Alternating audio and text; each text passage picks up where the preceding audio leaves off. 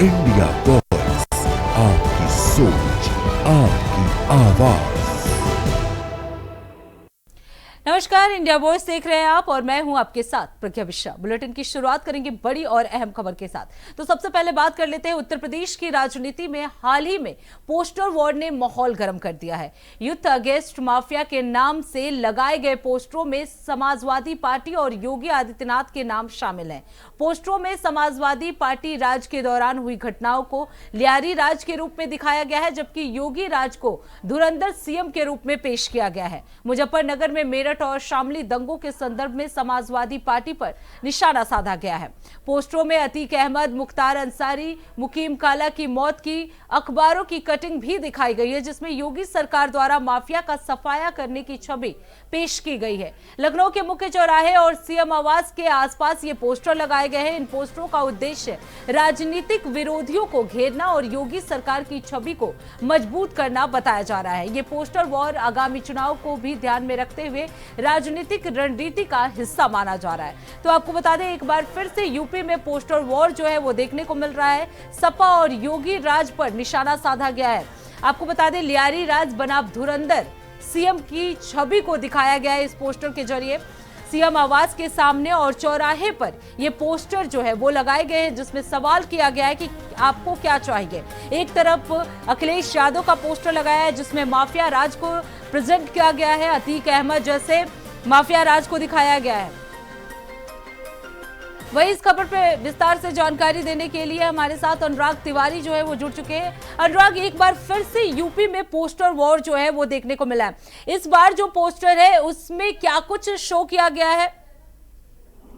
जी बिल्कुल, देखिए एक बार वापस से प्रज्ञा पोस्टर वार जो है वो देखने को मिली है। और अब की बार लखनऊ से अधिक, यानी कि सिर्फ एक जनपद तक पहले सीमित रहती थी ये पोस्टर वार लखनऊ में ही, लेकिन अब ये देखिए ज्यादा जनपदों में है। जौनपुर, बाराबंकी, आजमगढ़, गोंडा, प्रतापगढ़, अमेठी, देखिए तमाम ऐसी जगहें हैं। और पश्चिम में भी मुजफ्फरनगर, मेरठ और शामली में देखिए तमाम जगहों पे जो दंगे हुए थे उनकी भी जो जगहें हैं वो मेंशन करी गई हैं इस पोस्टर में। यानी कि पूरी बाकायदे कटिंग जो है वो अखिलेश यादव के कार्यकाल की अखबारों की कटिंग उस पोस्टर में छपा करी गई। वहीं दूसरी ओर मुख्यमंत्री योगी आदित्यनाथ की जो कार्यकाल है उसकी जो कटिंग है वो चिपका करी गई। और अखिलेश यादव को एक जाति राज, यानी जो जिला राज है उसको लेकर के कहीं ना कहीं रिप्रेजेंट किया गया। और वहीं दूसरी ओर धुरंधर सीएम के रूप में मुख्यमंत्री योगी आदित्यनाथ को इस पोस्टर के अंदर दिखाया गया है। देखिए तमाम जगहों से पोस्टर लखनऊ में अब हटा दिए गए हैं, सुरक्षा के लिहाज से इनको हटाया गया। अब लेकिन इन कंट्रोवर्सी देखिए प्रज्ञा जो है वो इस पे जारी है और लगातार राजनीति एक बार फिर से पोस्टर के बिल्कुल अनुराग, अगर बात की जाए, क्योंकि जिस तरीके से पोस्टर में दिखाया गया है, एक तरफ अखिलेश यादव की तस्वीर है और उनके टाइम के जितने माफिया थे, अतीक अहमद जैसे जो माफिया थे उनकी कटिंग लगाई गई है। दूसरी तरफ धुरंधर सीएम के रूप में योगी आदित्यनाथ को दिखाया गया। क्या माना जाए, ये आगामी चुनाव को प्रभावित करने के लिए ये पोस्टर लगाए जा रहे हैं?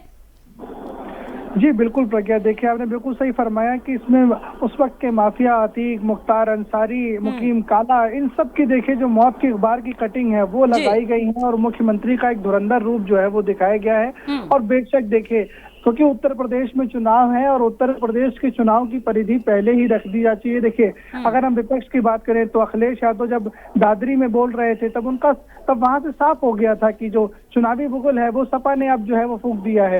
अब देखिए होल्डिंग वॉर जो है वो भी शुरू हो गई है।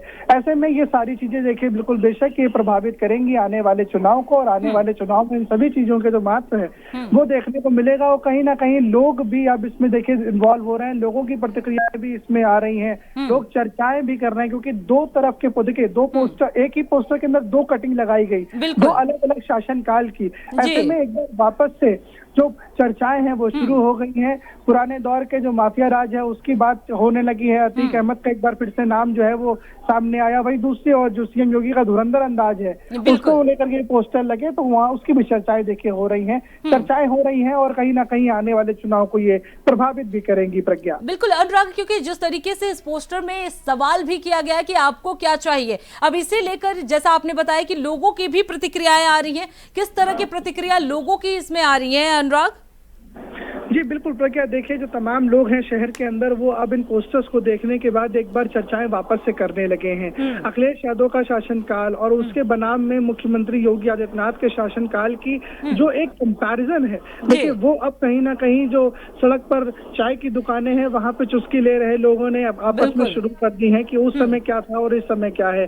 अतीक अहमद का प्रकरण हो, तमाम प्रकरणों को लेकर के देखिए जो चर्चाएं हैं वो तेज हो गई हैं और इस पोस्टर वॉर के बाद एक बार फिर से जो राजनीतिक हवाएं हैं वो गर्म हैं, तमाम जो बातें हैं वो चालू हैं और इन सभी जो प्रतिक्रिया है वो जनता ने देना शुरू कर दिया है और शासनकाल का जो डिफरेंस है उसके कंपैरिजन की जो बातें हैं वो अब लोगों के बीच में शुरू हो गई हैं।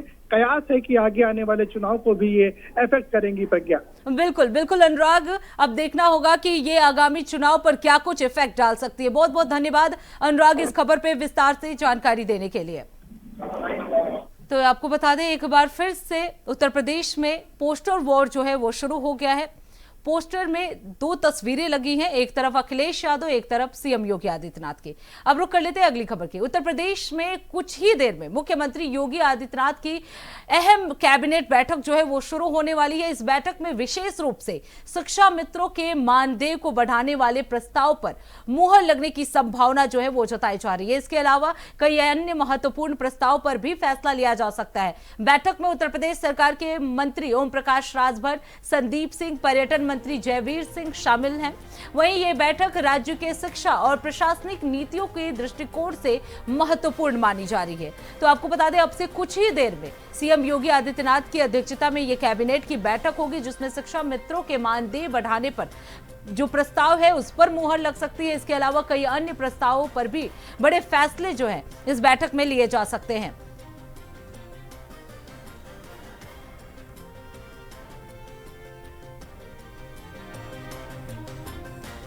तो आपको बता दें कई अन्य अहम प्रस्तावों पर भी ये फैसला जो है वो लिया जा सकता है। सीएम योगी आदित्यनाथ की अध्यक्षता में ये कैबिनेट की बैठक होगी। कई दिशा निर्देश जो है इस दौरान सीएम योगी आदित्यनाथ जो है अधिकारियों और मंत्रियों दोनों को ही देंगे।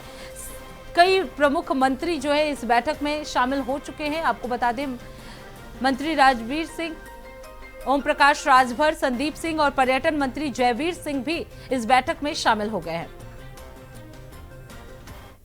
सभी घोषणा की थी कि शिक्षा मित्रों का मानदेय बढ़ेगा।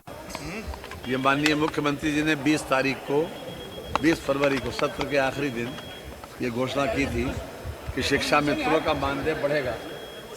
आज शिक्षा मित्रों का मानदेय 10,000 से 18,000 की घोषणा की थी, तो वो फिर प्रस्ताव आज कैबिनेट में आएगा। आज प्रस्तुत होंगे कैबिनेट के सामने, उन पर निर्णय होगा।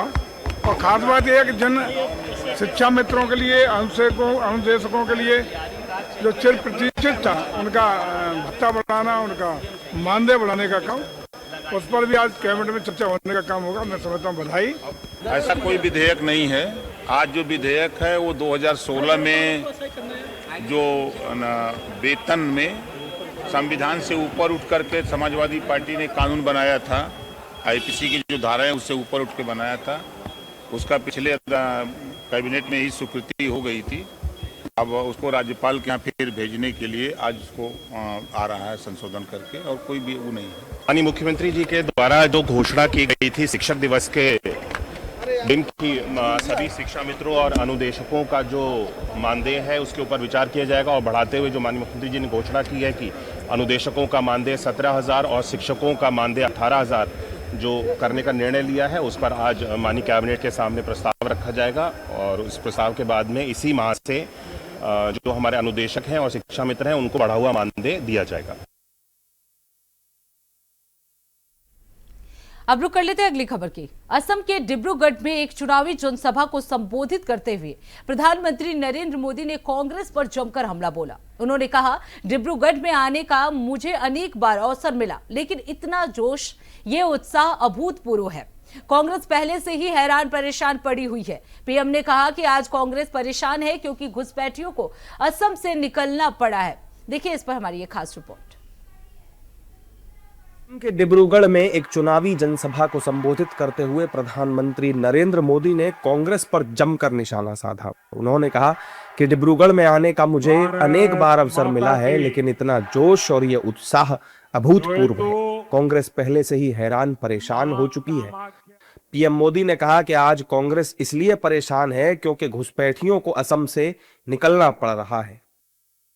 आज कांग्रेस को लैंड की याद दिलाई इसलिए आई क्योंकि उसके घुसपैठिया वोट बैंक के कब्जे से जमीन छीनी जा रही है। जमीन पर बवाल के पीछे की सबसे बड़ी वजह यही है। एक घुसपैठियों को कवर देने का कांग्रेसी गेम प्लान है। इन्होंने हमारे सत्र की काजीरंगा जैसी हमारी शान की जमीनें, किसानों की, आदिवासियों की जमीनें घुसपैठियों को दे दी थी। हमारी सरकार ने ऐसी लाखों बीघा जमीन से घुसपैठियों को बाहर खदेड़ दिया है। पीएम मोदी ने कहा कि कांग्रेस ने कभी असम की चिंता नहीं की, उसने हमेशा असम को इग्नोर किया और कांग्रेस का रवैया असम के प्रति हमेशा सौतेला ही था। हम ऊपरी असम को कांग्रेस की उपस्थिति से बाहर निकाल रहे हैं। कांग्रेस के दशकों के कुशासन ने असम की कनेक्टिविटी की कोई चिंता नहीं की। बोगीबील ब्रिज हो, भूपेन हजारिका सेतु हो, जोरहाट माजुली सेतु हो, ब्रह्मपुत्र और अन्य नदियों पर बन रहे ऐसे सेतु इस क्षेत्र की कनेक्टिविटी को नई ऊंचाई पर पहुंचा रहे हैं। मैं चाय बागान में गया था, वहां की बहनों से मिला, वे सभी बहुत खुश थी और उन्होंने गीत संगीत का भी आयोजन किया था।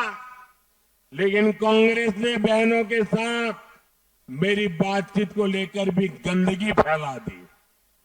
कांग्रेस के लोग चाय बागान की बहनों के पहनावे और उनकी संस्कृति को बदनाम कर रहे हैं।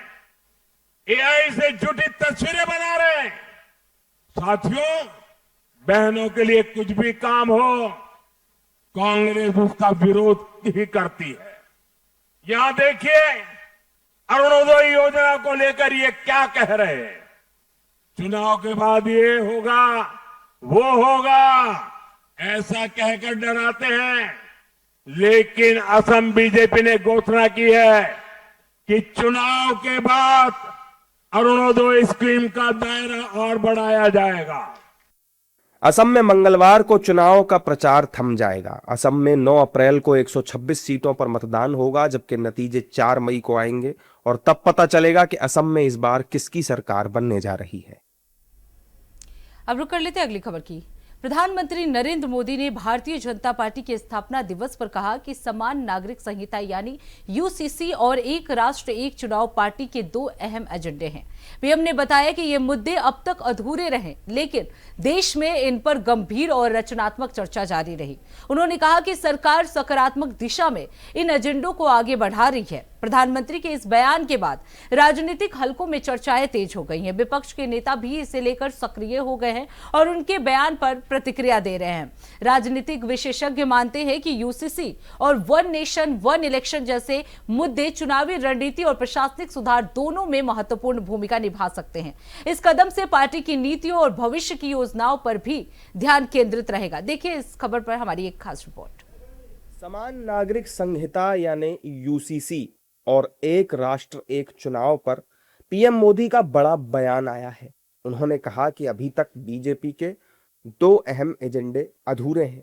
पीएम मोदी ने कहा कि इन मुद्दों पर देश में गंभीर और रचनात्मक चर्चा जारी है और हम सकारात्मक दिशा में आगे बढ़ रहे हैं। सुनिए प्रधानमंत्री ने क्या कुछ कहा है। और हमारा मिशन अभी भी जारी है। Uniform civil code, one nation one election, ऐसे सभी विषयों पर आज देश में एक गंभीर चर्चा भी हो रही है और इस दिशा में सकारात्मक प्रगति भी हो रही है। साथियों, हमारा लक्ष्य है विकसित भारत का निर्माण, आत्मनिर्भर भारत का निर्माण और इस लक्ष्य की प्राप्ति के लिए हम निस्वार्थ भाव से लगे रहेंगे। पीएम मोदी के यूसीसी और वन नेशन वन इलेक्शन पर दिए गए बयान पर प्रतिक्रियाएं भी आ रही हैं। विपक्ष के नेता प्रधानमंत्री मोदी पर इसको लेकर पलटवार कर रहे हैं।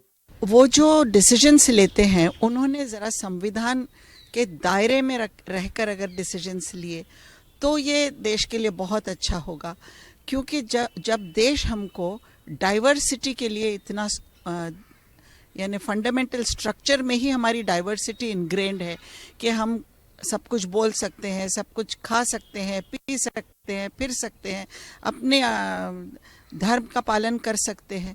तो ये वन नेशन वन इलेक्शन में हम किस तरह इसको इंटीग्रेट करेंगे संवैधानिक स्ट्रक्चर के अंदर, ये बहुत इम्पोर्टेंट है, क्योंकि जहाँ हमारे संवैधानिक स्ट्रक्चर को धक्का लगे वहाँ भारत के साथ नाइंसाफी होगी। अभी बीजेपी का इसमें फायदा है, क्योंकि एक इलेक्शन, एक नेता, एक दल, एक भाषा, एक जाति, एक धर्म, सब एक करके सब कुछ यूनिफाइड करो।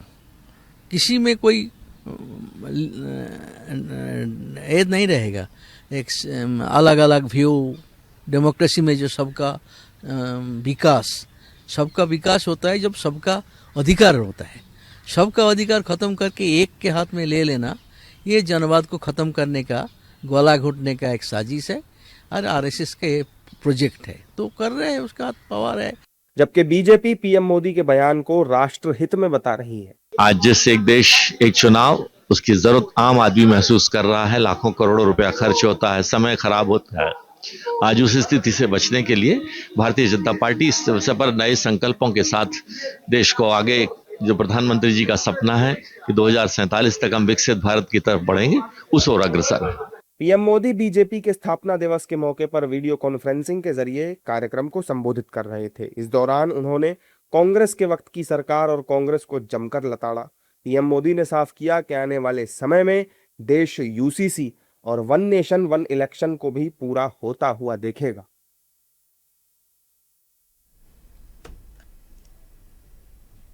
अब रुक कर लेते हैं अगली खबर की। खबर लखनऊ से है, जहां महिला आरक्षण विधेयक को लेकर प्रदेश के मंत्री संजय निषाद का बड़ा बयान सामने आया है। उन्होंने कहा कि देश सौभाग्यशाली है कि आज ऐसा नेतृत्व है जो ये सुनिश्चित कर रहा है कि महिलाओं को संविधान के तहत उनके अधिकार मिले। संजय निषाद ने पिछली सरकारों पर निशाना साधते हुए उन्हें बेईमान बताया और आरोप लगाया कि उन्होंने महिला सशक्तिकरण के लिए कोई ठोस कदम नहीं उठाए। फिलहाल महिला आरक्षण विधेयक को लेकर सियासत तेज हो गई है और इस बयान के बाद राजनीतिक प्रतिक्रियाएं भी आना तय माना जा रहा है। हम लोग सौभाग्यशाली हैं कि एक देश में एक युग पुरुष आया हुआ है। तो कभी इतिहास में जब राज सत्ता थी, भगवान राम निषाद राज के हाथ में, तब महिलाओं का सम्मान था।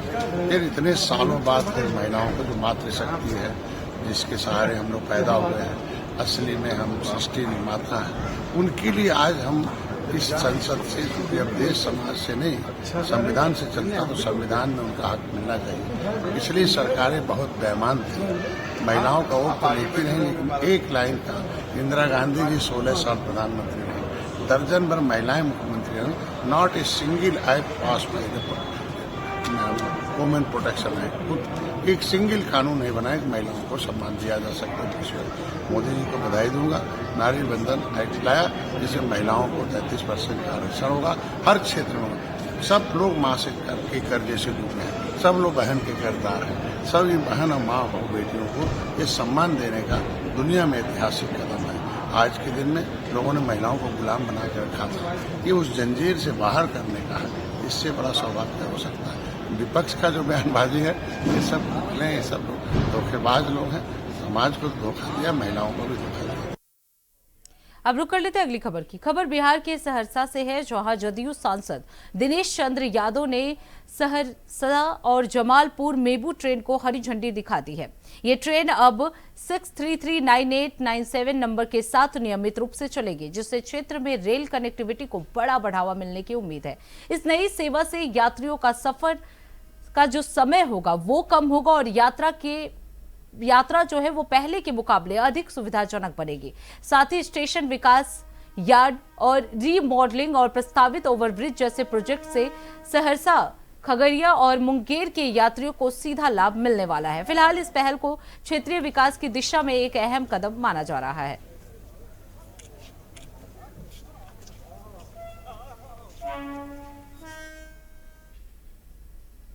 अब रुक कर लेते अगली खबर की। उन्नाव जिले के ब्लॉक नवाबगंज के ग्राम सभा मलावा में खेतों में भयंकर आग लग गई। इस आग के कारण कई बीघा गेहूं के फसल जलकर राख हो गए, जिससे किसानों को भारी नुकसान हुआ। किसानों की सूचना पर मौके पर दमकल विभाग की गाड़ियां पहुंची। कड़ी मशक्कत और प्रयास के बाद दमकल कर्मियों ने आग पर काबू पाया। घटना के दौरान ग्रामीणों में अफरा तफरी का माहौल बना रहा। स्थानीय प्रशासन ने नुकसान का आकलन शुरू कर दिया और प्रभावित किसानों को राहत देने की पहल की जा रही है।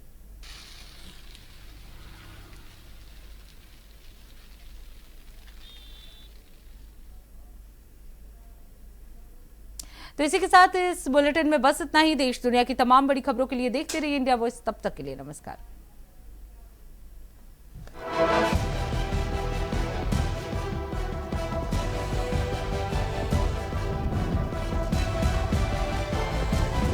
इंडिया वॉइस, आपकी सोच, आपकी आवाज।